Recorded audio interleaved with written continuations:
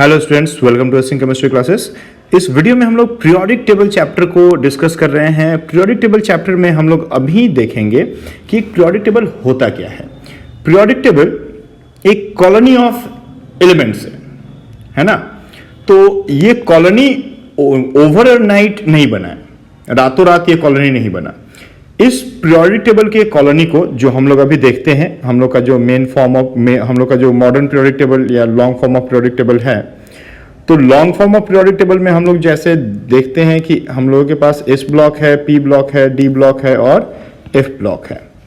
तो ये ब्लॉक्स इतने इजीली नहीं फाइंड आउट हो गए। ये पीरियोडिक टेबल के 7 पीरियड्स, ये 18 ग्रुप्स, ये इतने इजीली फाइंड आउट नहीं हुए। इसके पीछे एक बहुत बड़ी हिस्ट्री है, एक बहुत बड़ा हिस्ट्री, जो हिस्ट्री पूरा ये पीरियोडिक टेबल के इस फॉर्म के लिए रिस्पॉन्सिबल है। तो इस वीडियो में हम लोग पीरियोडिक टेबल के एकदम बेसिक फॉर्म्स को देखना शुरू करेंगे, ठीक है। तो चलिए देखते हैं कि पीरियोडिक टेबल एकदम शुरू में कैसा दिखता था, ठीक है। पहला पीरियोडिक टेबल कौन सा था? सबसे पहले J.W. डॉबर्नियर नाम के एक साइंटिस्ट पीरियोडिक टेबल के एलिमेंट्स को सिमिलर फिजिकल और केमिकल कैरेक्टर्स कैरी करने वाले एलिमेंट्स को एक जगह पे अरेंज करने की कोशिश की है। देखो एक क्वेश्चन आता है कि पीरियोडिक टेबल में जरूरी क्यों था, मतलब पीरियोडिक टेबल जरूरी क्यों था, एलिमेंट्स को एक सीक्वेंस में अरेंज करना जरूरी क्यों था, ठीक है। तो एलिमेंट्स को एक सीक्वेंस में अरेंज करना इसलिए जरूरी था ताकि एलिमेंट्स के स्टडी को सिंप्लीफाई किया जा सके।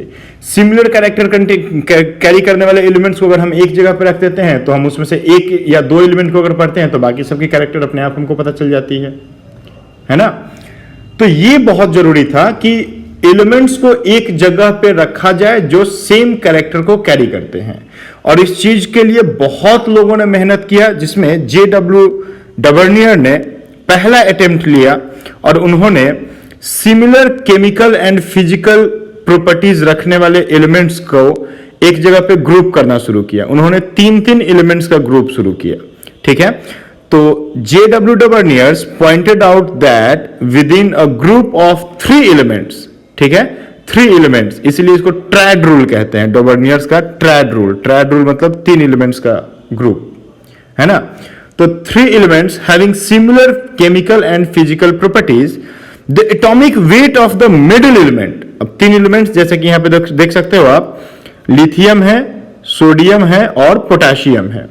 तो लिथियम, सोडियम और पोटेशियम में उन्होंने इस तरीके से अरेंज किया कि पहला और आखिरी एलिमेंट, फर्स्ट और थर्ड एलिमेंट का जो भी एटॉमिक वेट का मीन वैल्यू होगा वो सेकेंड एलिमेंट मतलब मिडिल वाले एलिमेंट का वैल्यू, एटॉमिक वेट के वैल्यू के इक्वल होगा, ठीक है। क्या बोला? The atomic weight of the middle element is the mean of other 2, है ना। और उन्होंने बहुत सारे ट्राइड्स का फॉर्मेशन किया, जिसमें से देखिए यहां पे आप लिथियम, सोडियम और पोटेशियम का अगर हम देखें तो लिथियम का एटॉमिक वेट 7 होता है, पोटेशियम का एटॉमिक वेट 39 होता है ना। और सोडियम का जो एटॉमिक वेट होगा, ये सोडियम का एटॉमिक वेट 7 + 39, मतलब कि पहला और तीसरे का मीन मतलब एवरेज निकाल दो। तो 7 + 49, 39 आप ऐड कर दो तो हो जाएगा 46, और डिवाइडेड बाई 2 कर दो तो आ जाएगा 23, ठीक है। तो सोडियम का जो एटॉमिक वेट था वो क्या था? 23। सिमिलरली कैल्शियम और बेरियम को अगर आप देखोगे तो कैल्शियम का एटॉमिक वेट 40 और बेरियम का एटॉमिक वेट 137। अब आप 40 और 137 को जब ऐड कर देते हो, ऐड करके जब डिवाइड कर देते हो 2 से, तो आता है 88.5। तो 88 होता है स्ट्रोंटियम का आपका एटॉमिक वेट, ठीक है। तो हमेशा क्या, फर्स्ट एलिमेंट और थर्ड एलिमेंट के एटॉमिक वेट को ऐड करके अगर उसका मीन वैल्यू निकाल देंगे तो मिड वाले एलिमेंट का एटॉमिक वेट हमको मिल जाएगा। और डॉबर्नियर्स ऐसे ही एलिमेंट्स को ढूंढ करके एक जगह पे अरेंज करना शुरू किए और ये बोलना शुरू कर दिए कि ये तीनों एलिमेंट्स की जो फिजिकल और केमिकल प्रॉपर्टीज होगी वो क्या होगी? सेम होगी, ठीक है। समझ में आ रहा है ना। तो हमको अब ये जानना है कि डॉबर्नियर्स ऐसे कितने ट्रैड्स को अरेंज कर पाए। तो पहला ट्रैड तो आपको दिख रहा है, सोडियम पोटेशियम, सोडियम लिथियम और पोटेशियम का। दूसरा जो ट्रैड है वो था पोटेशियम स्ट्रोंटियम बेरियम का, फिर सल्फर सेलेनियम टेलोरियम का, क्लोरीन ब्रोमीन आर्गन का। इसके अलावा भी बहुत सारा ट्रैड्स हम लोग देख सकते हैं, potassium rubidium caesium, phosphorus arsenic antimony, hydrogen fluorine और क्लोरीन का, स्कैंडियम यूट्रियम लैंथेनम का, आयरन कोबाल्ट और निकल का। इन सब के ऊपर आप चेक कर सकते हो। इन सब का पहला और तीसरे के एटॉमिक वेट को ऐड कर दो, डिवाइडेड बाय 2 कर दो, तो आपका मिड वाले का आ जाएगा। तो डॉबर्नियर्स ये बोलना शुरू कर दिए कि जहां भी ट्रैड बनेगा उस तीनों का फिजिकल और केमिकल प्रॉपर्टीज क्या होगा, सेम होगा। तो ऐसे कुछ चलते रहा, है ना, ऐसा कुछ टाइम तक चलते रहा, लेकिन ये बहुत ज्यादा एक्सटेंडेड मॉडल नहीं बन पाया क्योंकि और नए एलिमेंट्स आने लगे। और उस टाइम पे भी जितने एलिमेंट्स डिस्कवर्ड थे उन एलिमेंट्स को भी ट्रैड में अरेंज कर पाना बहुत मुश्किल हो रहा था, क्योंकि बहुत सारे ऐसे एलिमेंट्स थे जो किसी की मीन वैल्यू निकल ही नहीं रहे थे। तो उन एलिमेंट्स को कहां अरेंज किया जाए, इसका कोई क्वेश्चन, इसके क्वेश्चन का कोई आंसर डॉबर्नियर्स के पास नहीं था। तो all the known elements could not be arranged as triad. देखो ये लिमिटेशंस या ड्रॉबैक्स थी डॉबर्नियर्स की, इसीलिए डॉबर्नियर्स ट्रैड रूल को खत्म कर दिया गया। ठीक है, फिर एक नया मॉडल आया। ये पहला मॉडल था डॉबर्नियर्स ट्रैड रूल, जब पीरियोडिक टेबल को अरेंज करना शुरू किया गया था, मतलब एलिमेंट्स को एक पीरियोडिक टेबल में अरेंज करना शुरू किया गया था। ठीक है, तो आप बोल सकते हो कि दुनिया का पहला periodic table looks like this, है ना। देन नेक्स्ट हम लोग देखें तो नेक्स्ट न्यूलैंड ऑक्टेट रूल आया। न्यूलैंड नाम के एक साइंटिस्ट थे जो ब्रिटिश साइंटिस्ट थे। उन्होंने क्या किया, जो आपकी म्यूजिक की नोट्स होती हैं सा रे गा मा पा धा नी सा, इसके ऊपर उन्होंने एलिमेंट्स को अरेंज करना शुरू किया। और पता है ये थोड़ा फनी सा अरेंजमेंट था, लेकिन ये अरेंजमेंट 20 एलिमेंट्स को एक सीक्वेंस में डाल दिया। 20 एलिमेंट्स जो सिमिलर कैरेक्टर को कैरी करते थे उनको एक जगह पे डाल दिया, है ना। तो ये थोड़ा फनी था लेकिन काम किया, कुछ दिन तक काम किया, लेकिन फिर बाद में ये इसके भी बहुत सारे ड्रॉबैक्स आ गए, ये भी फिर फेल हो गया। तो ये क्या था, न्यूलैंड ऑक्टेव लॉ क्या था? तो he made the first attempt to correlate the chemical properties of the elements with their atomic weight। उन्होंने क्या किया, केमिकल प्रॉपर्टीज को एटॉमिक वेट के साथ मर्ज करना शुरू किया। अब देखो न्यूलैंड का मॉडल भले ही फेल हो गया, but he was the first man who take a attempt to arrange the elements as per their atomic weight. और मेंडलीफ तक यही चला, है ना। मेंडलीफ भी एटॉमिक वेट पे ही अरेंज कर रहे थे। ठीक है, तो न्यूलैंड ऑक्टेट रूल, न्यूलैंड ये चीज शुरू किए थे जिसका बहुत बेनिफिट मेंडलीफ को मिला था।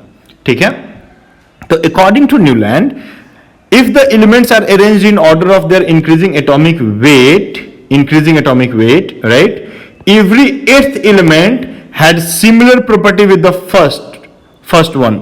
ठीक है, तो लाइक प्रॉपर्टीज हो जाएगा किसका भाई, पहला और 8वें का। कैसे, देखो यहां पे ये पहला, दूसरा, तीसरा, चौथा, 5वां, 6ठा, 7वां और 8वां। देखो पहले में क्या है, सा, सारे गामा पाधा नी सा, क्या है, सारे गामा पाधा नी सा। तो सा से सा तक देखो कैरेक्टर सेम आएगा। यहां के सा में जो होगा और यहां के सा में जो होगा, वो बोला कि भाई ये इन दोनों का कैरेक्टर क्या हो जाएगा, सेम रहेगा। तो देखो भाई हम जानते भी हैं कि लिथियम और सोडियम दोनों एल्कली मेटल्स हैं, दोनों का कैरेक्टर सेम है ना। तो सोडियम और पोटेशियम दोनों का कैरेक्टर क्या है भाई, सेम है।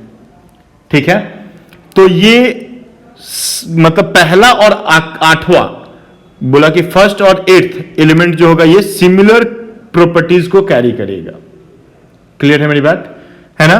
तो सा टू सा ये भाई सिमिलर कैरेक्टर को कैरी करने वाला एलिमेंट है। इसके ऊपर वो अरेंज करता चला गया, बहुत सारा कुछ अरेंज कर दिया। लेकिन एक बात पे आप गौर करो, यहां देखो lithium, beryllium, boron, carbon, nitrogen, oxygen, fluorine, और फ्लोरीन के बाद सोडियम आ रहा है, नियॉन नहीं आ रहा है।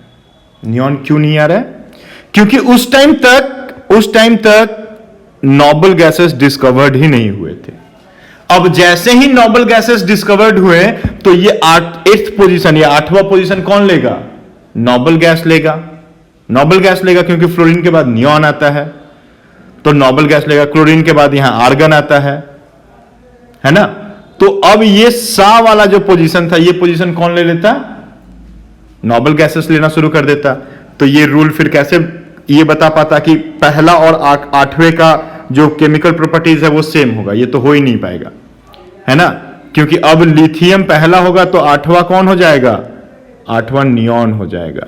अब ये तो अल्कली मेटल है लेकिन ये नोबल गैस है, इन दोनों की कैरेक्टर अब सेम नहीं हो सकती थी। तो ये रूल फेल हो गया क्योंकि इसमें नोबल गैस के बारे में कुछ नहीं बताया गया था, है ना? और बाकी के भी बहुत सारे ऐसे एलिमेंट्स थे जिन एलिमेंट्स को इस बेसिस पे क्लासिफाई नहीं किया जा सकता था, ठीक है? तो इन प्रॉब्लम्स को देखते हुए न्यूलैंड ऑक्टेट रूल को भी क्या किया गया? कैंसिल कर दिया गया। न्यूलैंड ऑक्टेट रूल के बाद, है ना, एक नया फॉर्म आया पीरियोडिक टेबल का। फिर पीरियोडिक टेबल के एलिमेंट्स को अरेंज किया गया जो था लूथर मेयर कर्व, ठीक है?